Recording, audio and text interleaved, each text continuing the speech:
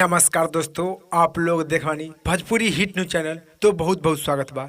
तो आप लोग के बता दें कि खेसारी लाल यादव जी के गाना रहे जो कि वाईफाई बना लो, जो कि बहुत ही चर्चित है, बहुत ही दर्शक लोग गाना के कहानी से कवरेज किया जाए, कवरेज किया जाए। आप लोग का देखिए इस वीडियो के माध्यम से आप लोग को बता जाए कि किस दिन और किस समय आप लोग के वाईफाई बना लेके गाना सुने के मिली और किस चैनल पर। फुल जानकारी जाने के बाद तो हमनी के वीडियो के लाइक कर दी और हमनी के जब पर नया बनी तो चैनल के सब्सक्राइब कर ली। तो आप लोग के बता दें कि वाईफाई बना लो जो खेसारी लाल यादव जी और खुशबू के टी गले बानी, जो कि बहुत ही अच्छा, बहुत ही प्यारा गाना बा, जो कि बहुत ही सोशल मीडिया पर गाना चर्चित बा। जो कि पहले पहले जो कि न्यूज आयल बा जो कि स्पीड रिकॉर्डिंग इंडिया पर रीच किया जाएगा। तो आप लोग का स्पीड रिकॉर्डिंग इंडिया पर नहीं रीच किया जाएगा, क्या है कि SR के म्यूजिक कंपनी बा जो कि गाना के खरीद ले बानी और रिलीज डेट और समय आप लोग के बीच में हाजिर बा स्क्रीन पर, जो कि आप लोग कल ही यानी 26 तारीख के सुबह सुबह 5:15 में SR के म्यूजिक के यूट्यूब चैनल पर खेसारी लाल यादव जी के गाना सुने के और देखे के मिली। तो आप लोग के बता दें कि बहुत ही अच्छा, बहुत ही प्यारा